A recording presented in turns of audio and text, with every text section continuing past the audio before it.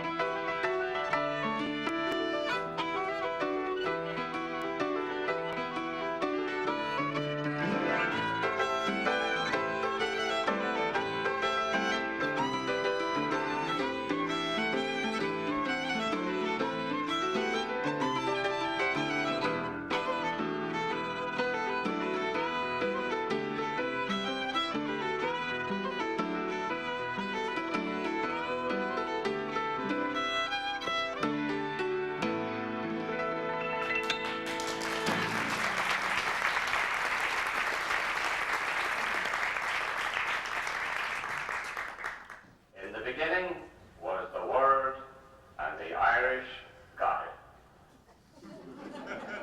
We are the music makers. We are the dreamers of dreams, wandering by lone sea breakers and sitting by desolate streams. World losers and world forsakers upon whom the pale moon gleams. Yet we are the movers and shakers of the world forever, it seems. We in the ages lying in the buried past of the earth, built Nineveh with our sign, and Babel itself with our mirth, and o'er through them with prophesying to the old of the new world's worth. For each age is a dream that is dying, or one that is coming to birth. Yes, we are the music makers, our past suspended in a moment, time frozen for the duration of a song. She was lovely and fair as the rose of the summer, yet was not her beauty alone that won me. Oh no, 'twas the truth in her eyes ever dawning that made me love Mary, the rose of Tralee. Believe me, if all those endearing young charms which I gaze on so fondly today were to change by tomorrow and fleet in my arms like fairy gifts fading away. Very well, my lovely darling, 1,000 times adieu. We're going away from the holy ground and the girls that we love true. We will sail the salt seas over and then return to shore. And still I live in hopes to see the holy ground once more. Fine girl you are! If you ever go across the sea to Ireland, it may be at the closing of your day. You will sit and watch the moon rise over Claddagh and watch the sun go down on Galway Bay. Well, I wish I was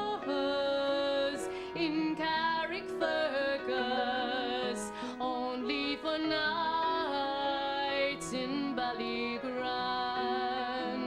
Well, I would swim over the deepest ocean, for my love to find. I'll take you home again, Kathleen, across the ocean wild and wide, to where your heart has ever been, since first you were my bonny bride. If you're Irish, come into the parlour, there's a welcome there for you. If your name is Timothy or Pat, so long as you come from Ireland, there's a welcome on the mat. If you come from the mountains of Mourne or Killarney's lake so blue, we'll sing you a song, we'll make a fuss. Whoever you are, you're one of us. If you're Irish, this is the place for you. Tora, Lora, Lora, Tora, Lora, Lora, Tora, Lora, Lora. The Garden of Eden has vanished, they say, but I know the lie of it still. Just turn to the left at the bridge of Finney and stop when halfway to Cootie. 'Tis there I will find it, I know sure enough, when fortune has come to my call. Oh, the grass it is green around Bally James Duff, and the blue sky is over it all. And tones that are tender and tones that are gruff are whispering over the sea. Come back, Paddy Riley, to Bally James Duff. Come home, Paddy Riley, to me. The great Gaels of Ireland are the men that God made mad. For all their wars are merry, and all their songs are sad. No doubt that priceless assessment was offered by an Englishman. Who can deny that the English carved out the greatest empire the world has ever known? The sun never set on the British Empire. And didn't they do it with their superior intellect and their military might? No, The valor of their troops. no, The skill of their generals. no, Their stiff upper lip. no, no, Terry, please. Thank you. I'm glad you're all here so that I can digress a wee bit and tell you all about the English and how they got that way. Now, in order to understand the Irish, you have to know the English. And to understand the English, you have to know their cooking, their cuisine, if you'll pardon the expression. Fish and chips, fair enough. Bangers and mash, well, but bubble and squeak, toad in the hole? How about faggots in gravy? You take the intestines of a cow, boil it down in cabbage water and turnip juice, serve with the gravy extracted from the chopped nostrils of a lapsed Catholic, top it off with an egg, fried to the hardness of a frisbee, crumbled and scattered across the mess like the sands of time. For dessert, you have spotted dick. A lump of warmed suet dotted with raisins. The English conquered the world to escape their own cooking.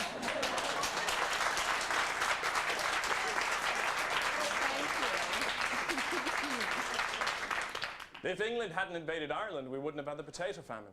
And we'd never have come to America. My God. There would have been no James Cagney. No Pat O'Brien, no Maureen O'Hara, no Spencer Tracy, no Milo O'Shea. No Malachi McCourts. Who's he? The brother. No Notre Dame, no fighting Irish. No John McEnroe. No Ronald Reagan. Oh no! Onward, no digression. Look who's talking. I was telling you about the English. Oh yes, off beyond the horizon were exotic places begging to be conquered. India Africa, Arabia, Persephone. Hindus, Bedouins, Zulus, healthy people, strong hearts, blood coursing freely through their arteries, tall, powerful warriors. England had the answer to their strength. Shiploads of spotted dick. The natives ate what they put before them. They gobbled up the spotted dick and raisins. In no time at all, their arteries clogged with cholesterol. The powerful Zulu tribes keeled over with coronaries. Cholesterol, Christianity, coronaries, civilization, England! You wonder why England hasn't been invaded since 1066?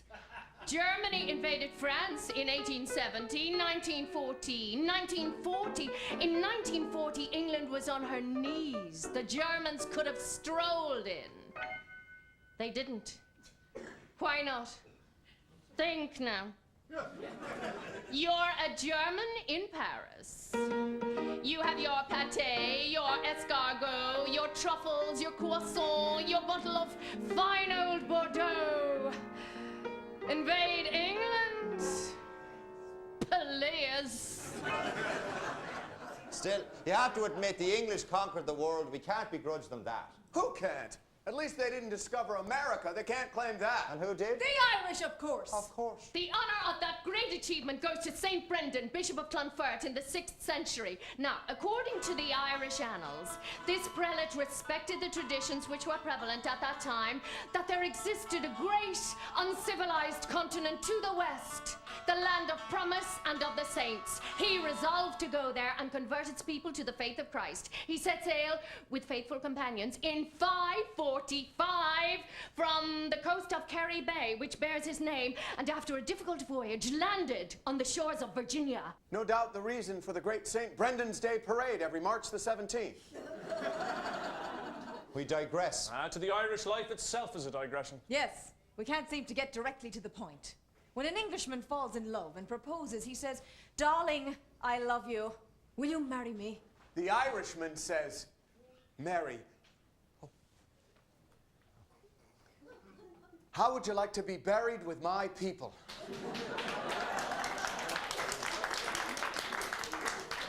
Hold on a minute. We got down to business about quite a few things. Working in the fields, singing, drinking, fighting. Thousands of young Irishmen came to America in the red coats of the English army. Mother of God!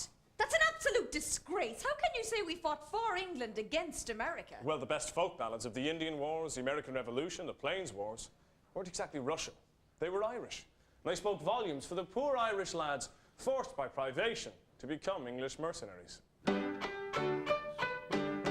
Mrs. McGrath, the sergeant said, "Would you like to make a soldier out of your son Ted? With a scarlet coat and a big broad hat. Mrs. McGrath, wouldn't you like that? With me to-ray-ya, fuddle-diddle-la, to-ray-you-ray-you-ray-ya, with me to-ray-ya, fuddle-diddle-la, to-ray-you-ray-you-ray-ya. Now, Mrs. McGrath lived by the seashore for a space of 7 long years or more, and she saw a big ship sailing in the bay. "Here's my son Ted, will you clear the way?" With me to-ray-ya, fuddle-diddle-la, to-ray-you-ray-you-ray-ya, with me to-ray-ya, fuddle-diddle-la, to-ray-you-ray-you-ray-ya. Oh, Captain dear, where have you been? Have you been on the Mediterranean? Have you any news of my son Ted? Is the poor boy living or is he dead? With the to-ray-ya, fuddle-diddle-la, to-ray-you-ray-you-ray-ya, with the to-ray-ya, fuddle-diddle-la, to-ray-you-ray-you-ray-ya. Well, up comes Ted without any legs, and in his place were 2 wooden pegs. Well, she kissed him a dozen times or two, saying, "Glory be to God, sure it couldn't be you." With the to-ray-ya, fuddle-diddle-la, to-ray-you-ray-you-ray-ya, with the to-ray-ya, fuddle-diddle-la, to-ray-you-ray-you-ray-ya. Oh, were you drunk or were you blind when you left your 2 fine legs behind? Or was it walking on the sea that a big fish at your legs away?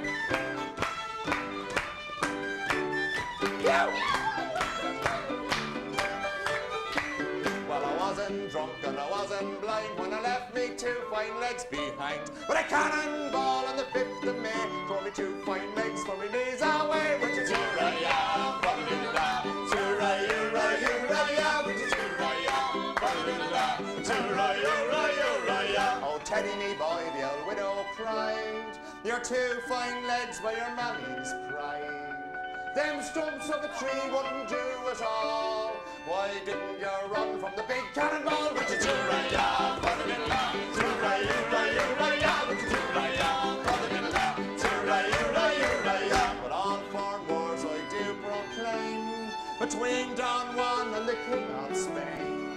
And my hands I'll make them rule the time, and they swept the legs of the child of mine. With your do-ra-ya, fa-da-da-da, do-ra-you-ra-you-ra-ya, with your do-ra-ya, fa-da-da-da, do-ra-you-ra-you-ra-ya, with your do-ra-ya, fa-da-da-da, do-ra-you-ra-you-ra-ya, with your do-ra-ya, fa-da-da-da, do-ra-you-ra-you-ra-ya.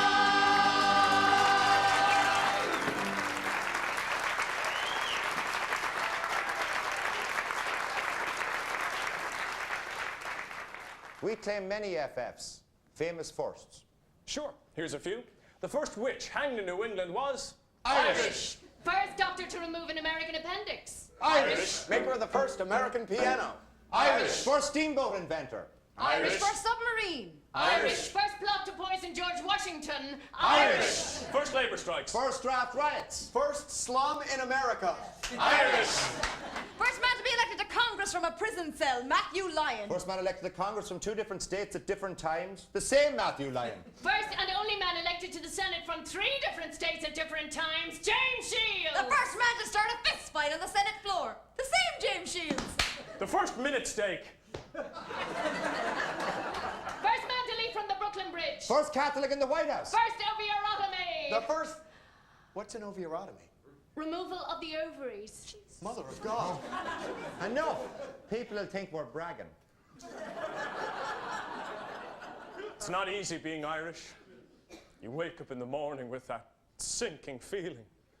Oh, God. Another day of faith and begorra. Top of the morning.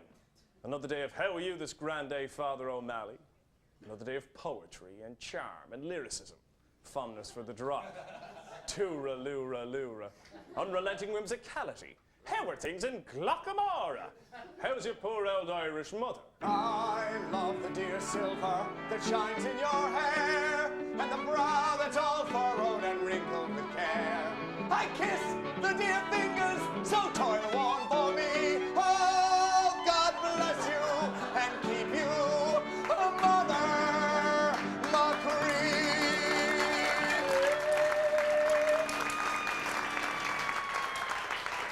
Don't encourage him.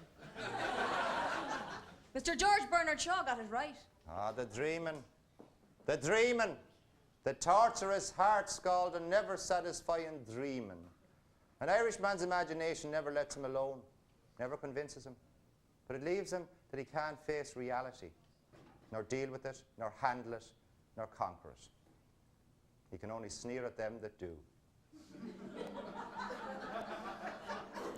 It saves thinking. It saves working. It saves everything except imagination. An imagination such torture that he can't bear without a whiskey. You nag and squabble at home because your wife isn't an angel, and she despises you because you're not a hero. Raised on songs and stories, heroes of renown, the passing tales and glories that once was Dublin town. The hollowed halls and houses, the haunting children's rhymes that once was Dublin city in the rare old times. Ring a rosy, as the light declines, I remember Dublin city in the rare old times.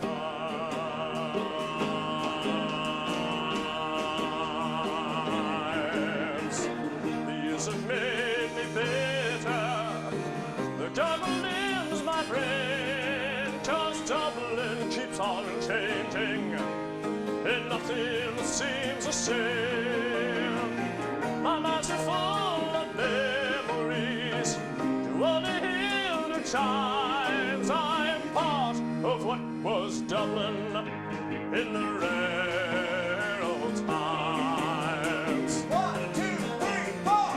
Ring a rosy, as the light declines. I remember Dublin City in the rare old times. Hand down, three, hammer.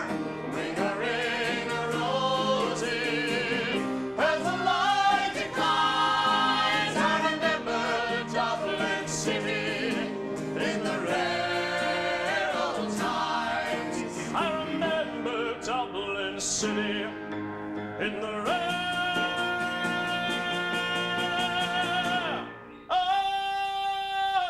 old times.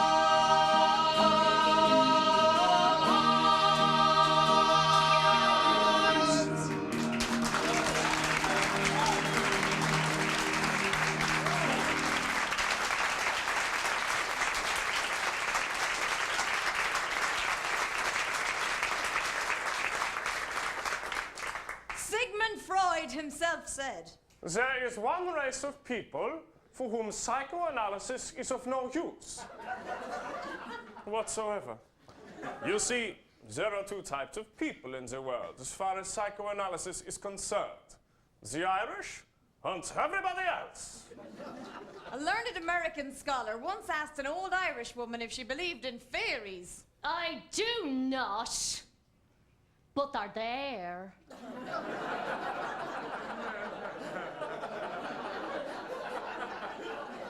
Does your mother come from Ireland? For there's something in you Irish. And we're Rusty, thank you. There's a story that the first potato was brought to Ireland by an Englishman. Sir Walter Raleigh it was, and he offered it to Queen Elizabeth. What do you have to please me today? I have a surprise for you. What's that?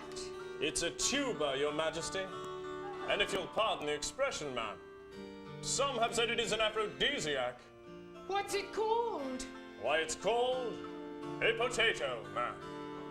Oh, ugly looking thing. Take it to the Irish. They'll like it. So he took it to Ireland, and he planted it in the rich Irish soil. Did it take kindly? Did indeed. And the people took kindly to the potato. It was easy to grow, and it made a nice little drink called poteen. And didn't they then have eating and drinking in the noble sport? They did indeed. By the autumn of 1845, a disease had attacked the mighty Irish potato. The misery to come had reared its ugly head. The Times of London, October 1845. The autumn is waning sunnily and cheerfully for the country. It is a busy and hopeful time. The husbandman is merry at his toil, because it has rich promise. But the Boston Pilot, November 29th, later in that same year, reported, in Ireland, matters look appalling. Famine, gaunt, horrible, destroying famine, now seems impending. In an exact and true sense, the famine was not a famine. The only failure was the potato crop, the food of the poor. While the Irish died of starvation and of the parasitical diseases of malnutrition, the land produced sufficient food to sustain the population. But the carts rolled steadily eastward toward the seaports, laden with foodstuffs for England through villages reeking with death. Thousands of barrels of wheat, oats, barley, flour, oatmeal, and bread were exported from Ireland during the famine years. Tierces of beef, pork, and bacon, and hundredweights of butter and lard filled the holds of outgoing ships. The Irish peasants had a saying, God Almighty sent the potato blight, but the English created a famine. By lonely prison wall, I heard a young girl calling,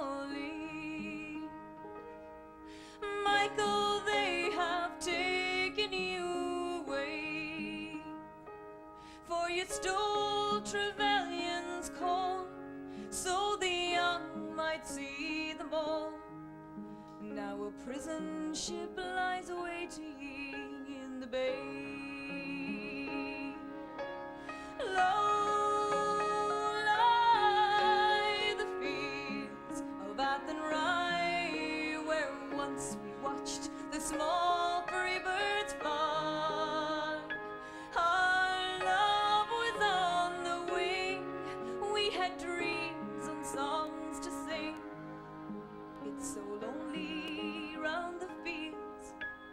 Bath and Rye. By lonely prison wall, I heard a young man calling. Nothing matters, Mary, when you're free. Against the famine and the crown, I rebelled, they cut me down. Now you must raise our child with dignity.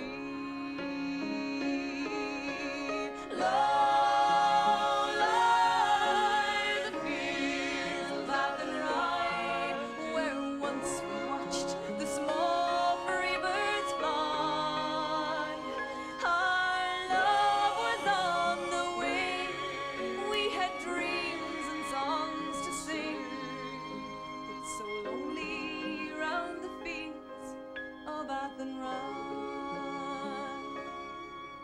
By a lonely harbor wall, she watched the last star falling as the prison ship sailed out against the sky.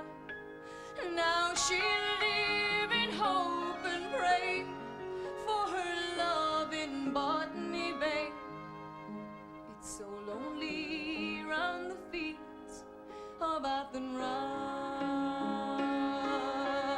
Low lie the fields of Bath and Rye, where once we watched the small free birds fly. Our love was on the wing, we had dreams and songs to sing. So lonely round the fields of Bath and Rye. It's so lonely round the fields of Bath and Rye.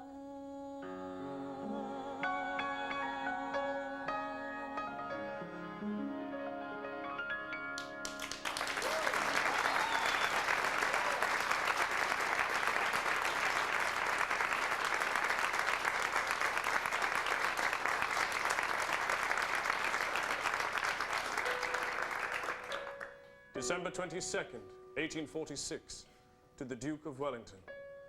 Dear Sir, as magistrate, I thought it right, personally, to investigate the truth of several lamentable accounts which had reached me of the appalling state of misery to which that part of the country was reduced. I accordingly went to Skibbereen, and to give the instance of one townland which I visited as an example of the state of the entire coast district, I shall simply state what I saw there. Being aware that I should have to witness scenes of frightful hunger, I provided myself with as much bread as 5 men could carry. And on reaching the spot, I was surprised to find the wretched hamlet deserted. I entered some of the hovels to ascertain the cause, and the scenes which presented themselves, such as no tongue or pen can convey the slightest idea of. In the first, 6 famished and ghastly skeletons, to all appearances dead, were huddled in a corner on some filthy straw, their sole covering what seemed a ragged horsecloth, their wretched legs hanging about, naked above the knees. I approached with horror, and found by a low moaning they were alive. They were in fever. 4 children, a woman, and what had once been a man. In another case, decency would forbid what follows, but it must be told. My clothes were nearly torn off in my endeavor to escape from the throng of pestilence around, when my neckcloth was seized from behind by a grip which compelled me to turn. I found myself grasped by a woman with an infant just born in her arms, and the remains of a filthy sack across her loins, the sole covering of herself and baby. Charles Trevelyan, the British Treasury official in charge of relief operations in Ireland, said, "The great evil in which we have to contend is not the physical evil of the famine, but the moral evil of the selfish, perverse, and turbulent character of the Irish people. On that same day in December, the police opened a house on the adjoining lands which had been observed shut for many days. And inside were 2 frozen corpses lying on the mud, half devoured by rats. To relieve the great hunger, donations came from all over America. From Choctaw Indians, from African slaves on southern plantations. The cadets at West Point contributed $300. Irish laborers on the railroad gave 1 day's work, and contractors matched the sum. The Jewish synagogue in New York took up a large collection, and the New York State Legislature raised $1,000 among themselves. Soldiers on the Mexican war front passed the hat and were joined by the Mexican civilian population in the occupied towns. The town of Winchester, Virginia announced a collection of 300 barrels of corn and 30 barrels of flour. Members of the National House and Senate chipped in $1,300. The city of Cincinnati furnished 5,000 barrels of provisions. Railroads carried all parcels and commodities bound for Ireland free, and the canals admitted cargoes of foodstuffs destined for Ireland without tolls. Supplies sent from America were on a scale unparalleled in history. The heart of the United States was profoundly stirred. Free storage was offered to any public carrier marked for Irish relief, and no public carrier accepted 1 penny for passage to Ireland. Even war vessels had their guns and ammunition removed and transported food to the starving nation across the sea. But still, the famine marched in triumph across the beautiful land. In the midst of the horror, the living began to envy the dead, for they had ceased to suffer. Many of the absentee landlords, with a callousness which it would be impossible to surpass, remained in England unmoved. Their bailiffs turned the people out of doors and levelled their cottages or set them on fire, and set their starving tenants, their mouths green-tinged from eating grass, adrift without money or clothes. The great Irish statesman Daniel O'Connell's last speech in Parliament was a plaintive appeal for a dying people. Ireland is in your hands. She is in your power. If you don't save her, she can't save herself. And I solemnly call upon you to recollect that I predict with the sincerest conviction that 1/4 of our population will perish unless you come to her relief. A dark and terrible change was effected in the character of the people. The misery was too much to bear. The unburied corpses, the pitiful pleadings of the hungry, the torture of the fever-stricken, finally ceased to arouse pity.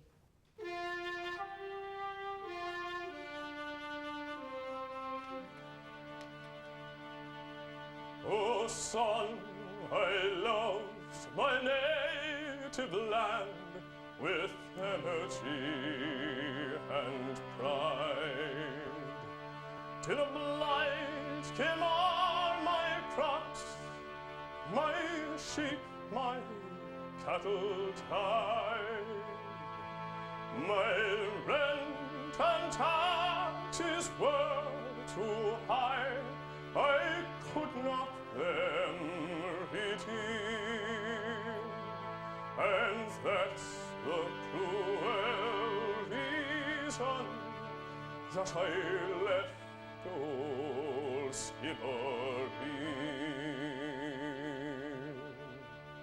Oh, Father dear, the day may come when in answer to the call, each Irishman with feeling stern will rally one and all. I'll be the man to lead the van beneath the flag of green, when loud and high will raise a cry, remember Skibbereen.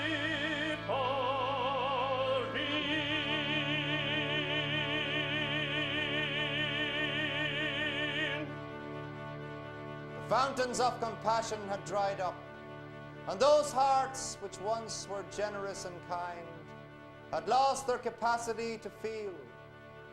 By 1847, O'Connell's prediction had come true. 1/4 of the population of Ireland was lost.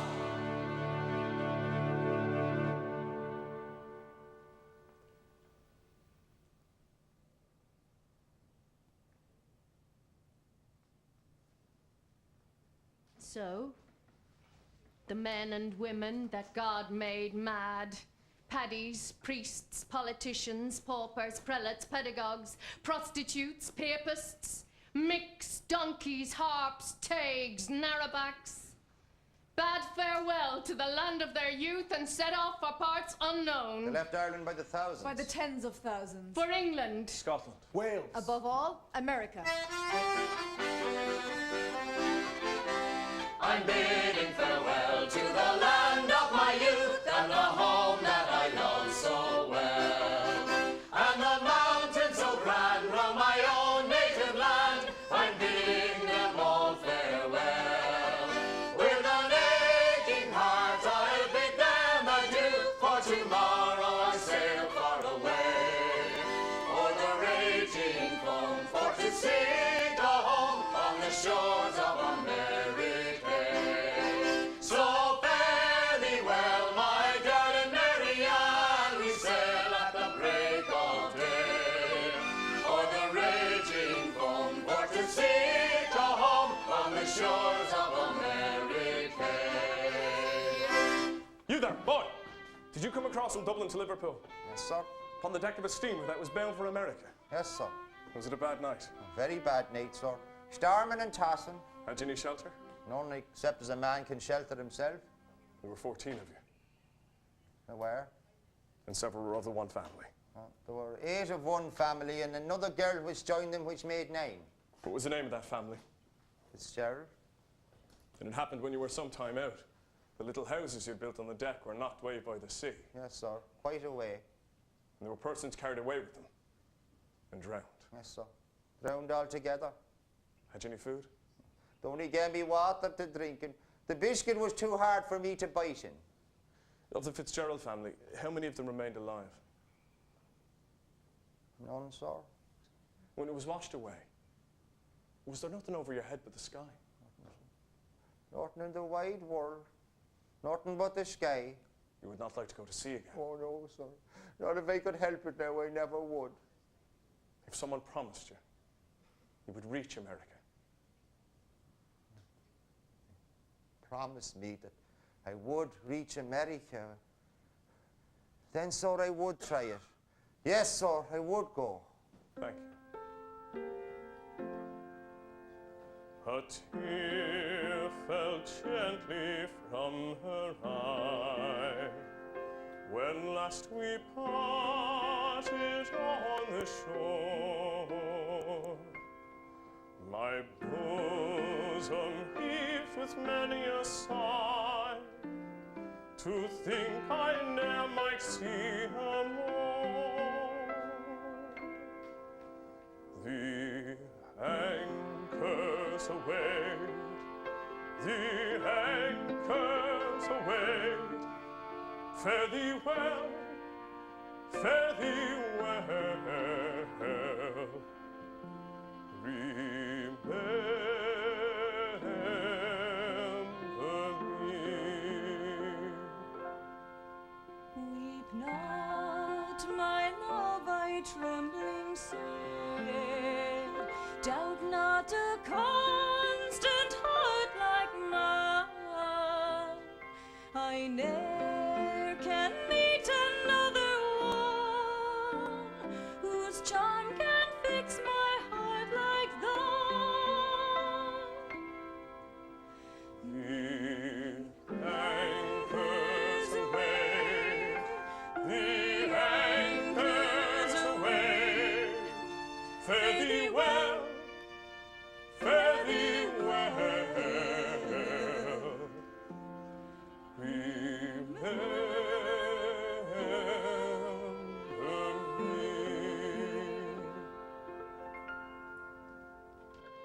Those who survived the crossings were not exactly welcomed with open arms in the land of the free and the home of the brave. Give me your tired, your poor, your huddled masses yearning to breathe free, the wretched refuse of your teeming shore. Send these, the homeless, tempest-tossed, to me. I lift my lamp beside the golden door. I'm a decent boy from Ireland, from the town of Ballyfad. I want a situation and I want it very bad. I seen employment advertised, it's just the thing, says I. But the dirty spalpeen answers with, no Irish need apply. I am sorry to find that England is right about the lower class of Irish. They are brutal, base, cruel cowards, and as insolent as base. I am an American and a Negro and proud to be one. The Irish position is one of poverty and shame. Well, my master is a great tyrant. He treats me as badly as if I were a common Irishman. From the diary of an aristocratic New Yorker. They are scarcely a year in the country before they pretend to be the equal of our born citizens. I should have no objection to their coming here, provided they were contented to remain servants, the only condition by the by they are fit for. I started off to find the house, I got it mighty soon. There I found the old chap seated, he was reading the Tribune. I told him what I came for when he in a rage did fly. Now says he, you are a paddy and no Irish need apply. Then I gets my dander rising and I'd like to black his eye, to tell an Irish gentleman no Irish need apply. From the Chicago Post, 1868. Teddy O'Flaherty votes. He has not been in this country 6 months. He has hair on his teeth and has never known an hour in civilized society. He is a born savage and a born criminal and pauper of the civilized world. From Philip Holmes, the mayor of New York. Irishmen are the most ignorant and consequently the most obstinate white men in the world. And I have seen enough to satisfy me that with few exceptions, ignorance and vice go together. These Irishmen, strangers among us, decide the elections in the city of New York. Well, I've heard that in America it always is the plan that an Irishman is just as good as any other man. At home and hospitality they never will deny. The stranger here or ever say no Irish need apply. But some black sheep are in the flock, a dirty lot, says I. But a decent man would never write no Irish need apply. Wanted an American or English woman who understands cooking and to assist in the work generally if wished. Also a girl to do chamber work. None need apply without a recommendation from their last position.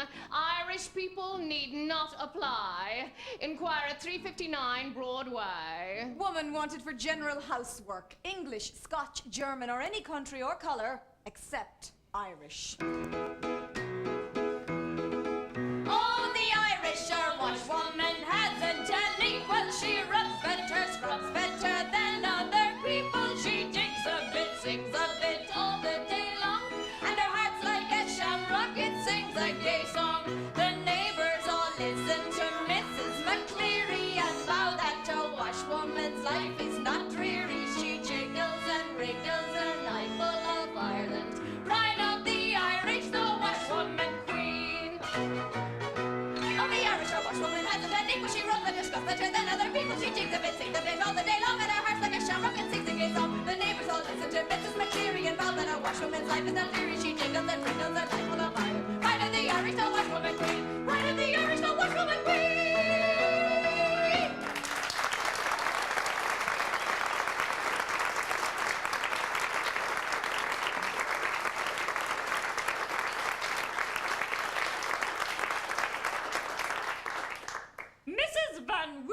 Said to Bridget, "Look at the dust on this sideboard. I could write my name in it." Lord above, missus, isn't it a great thing to have an education?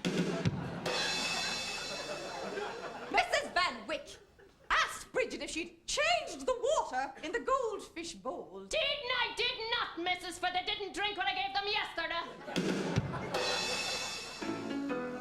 Oh, I couldn't stand it longer, so a hold of him I took and gave him such a welting as he'd get at Donnybrook. He hollered me la murder and to get away to try, and swore he'd never write again, no Irish need apply. Oh, he made a big apology, I bid him then goodbye, saying when next you want a beating right, no Irish need apply. When next you want a beating right,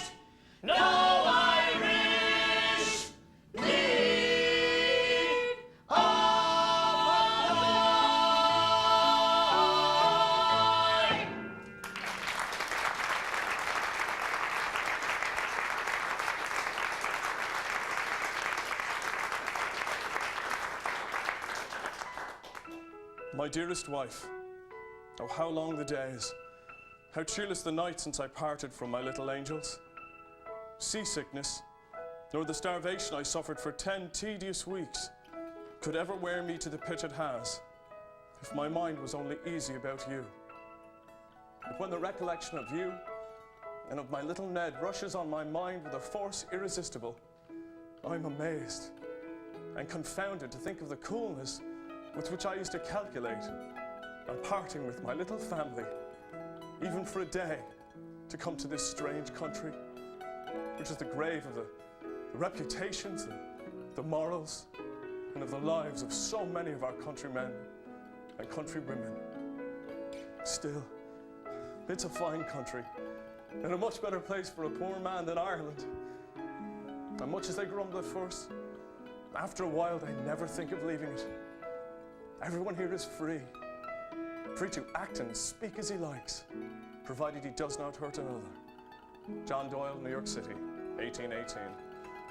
But change is inevitable, and change it did. In 1841, Sam Goodridge wrote, "How gallantly indeed do Irish wit and cheerfulness and hospitality and patriotism ride on the wreck of individual hopes and sparkle through the very waves of adversity." And Jeremiah O'Donovan in 1864 wrote, "Thousands of my countrymen at this time fill with dignity and invulnerable fidelity various situations of trust and emolument in the land of their adoption." So, here's to you as good as you are, and here's to me as bad as I am, and as good as you are, and as bad as I am. I'm as good as you are, as bad as I am. Sure, I've heard that in America it always is the plan that an Irishman is just as good as any other man. And so it happened in 1817, the year the Irish invaded Tammany Hall. The brothers farther north were beginning to dig the Erie Canal. And within a year, there were 3,000 men digging, and the Irish became indispensable. The canal ran from Troy to Buffalo. At Syracuse, you hit the Montezuma swamps. You removed your trousers and slipped in to dig through the mud. The mosquitoes came at you in black clouds. You wore the Montezuma necklace, a basket dangling from your neck. Damp twigs and leaves smoldered in the basket, sending up an acrid smoke screen to discourage the mosquitoes. They changed course and came at you from behind. So the back of your neck was a great poisoned welt, and you choked and gagged on the smoke from the basket. The bosses encouraged you to work faster. They placed kegs of whiskey up ahead. Dig, Paddy. Dig like a devil for the drop ahead. That's what they called putting the barrel before the donkey. You could die of malaria. You could be maimed by a dynamite charge. You weren't expected to live beyond 30 anyway. It was a rare thing in America to see a gray-haired Irishman.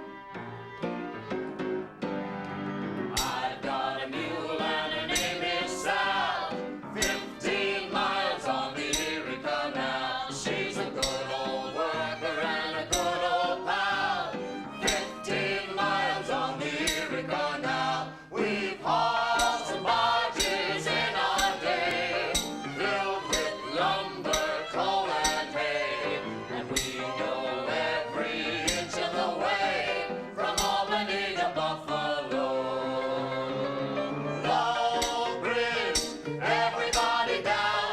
Low Bridge, 'cause we're coming to a town. And you'll always know your neighbor, you'll always know your pal, if you've ever navigated on the Erie Canal. Take any map of the United States. Run your finger along the route of any canal or any railroad, and you'll be passing over the graves of thousands of Irishmen who died along the way. Take a break. Have a jar. We'll be back in a few minutes.